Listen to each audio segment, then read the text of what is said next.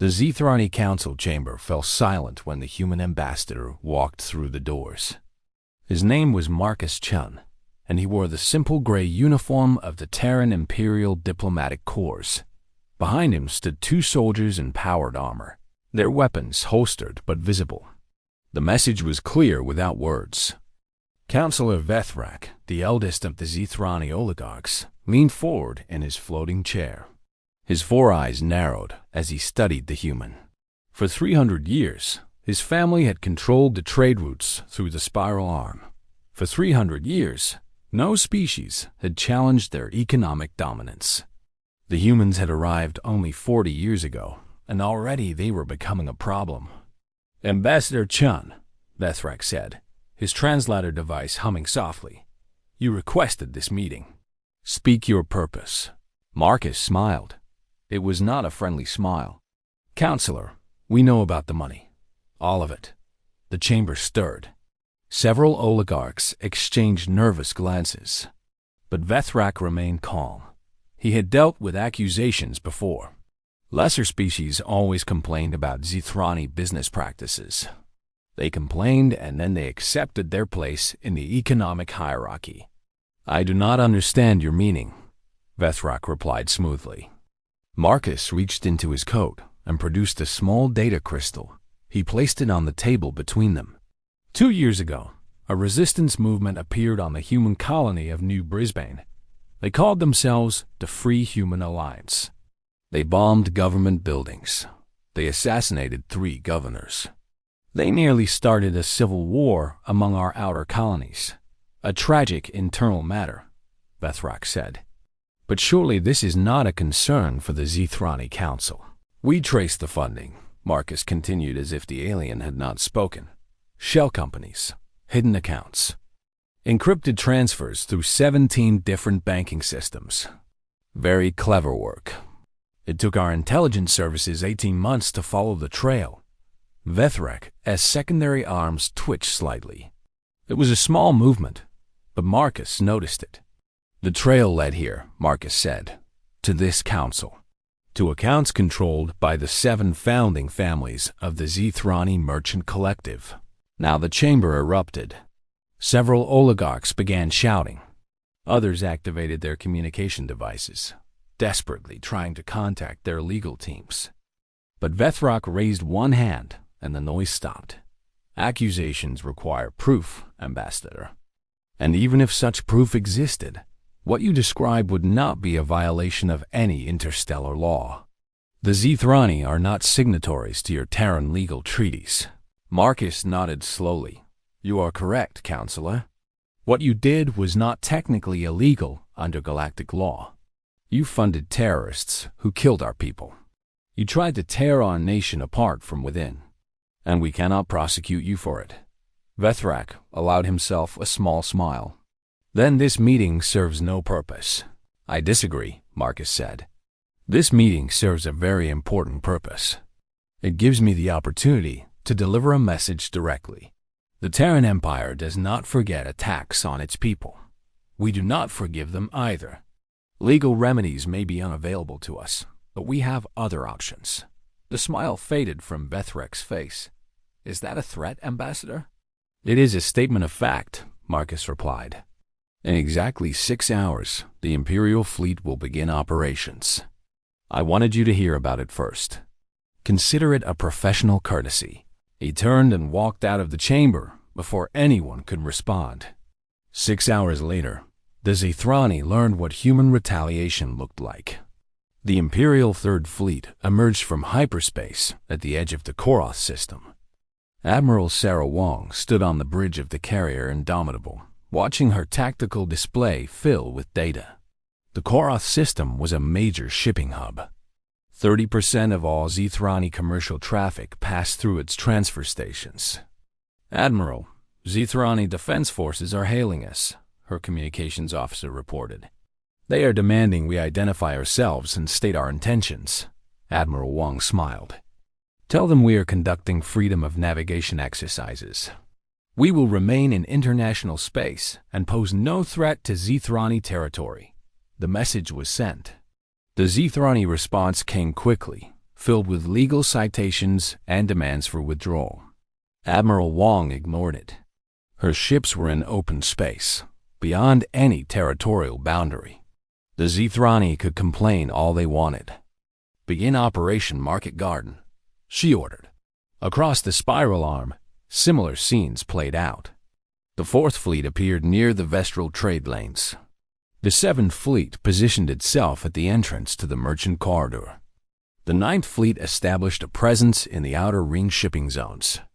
In total, 64 Imperial warships deployed to strategic locations throughout Zithrani commercial territory. They fired no weapons. They violated no borders. They simply sat there, watching. The effect was immediate.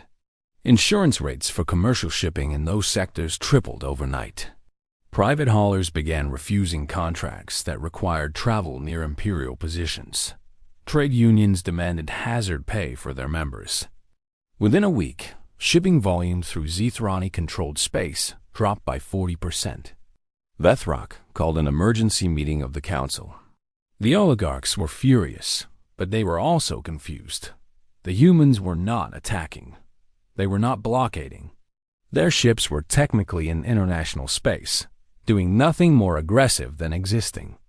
"They cannot do this," Councillor Marathka complained. "There must be some law, some treaty." "There is not," Vethrak said quietly.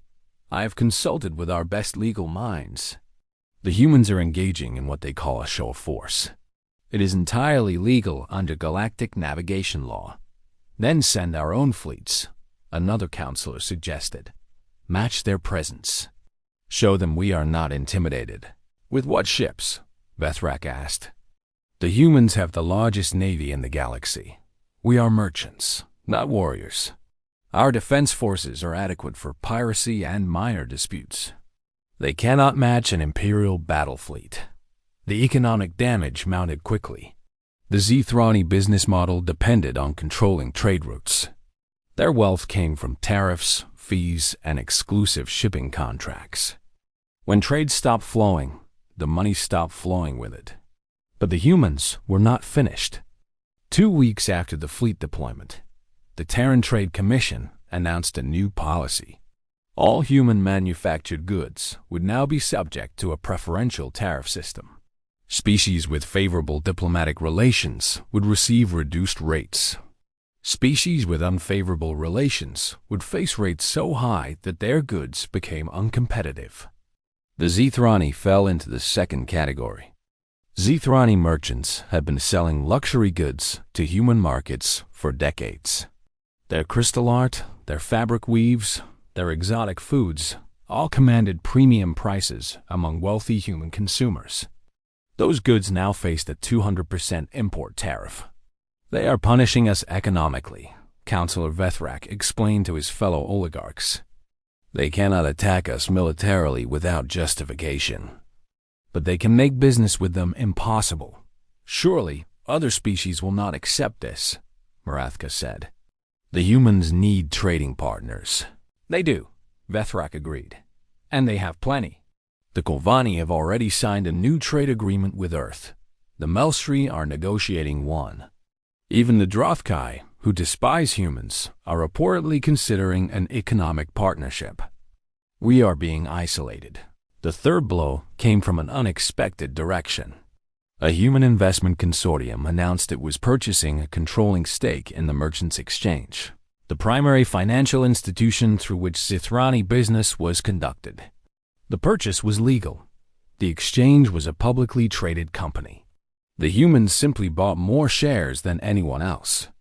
With control of the exchange came control of transaction fees, lending rates, and financial regulations. Within a month, the cost of doing business through Zithrani channels increased by 15%. Profits that had once flowed to the oligarch families now flowed to human shareholders instead. Vethrak watched his personal fortune shrink by a third in 90 days. His family holdings, built over 3 centuries, were bleeding value.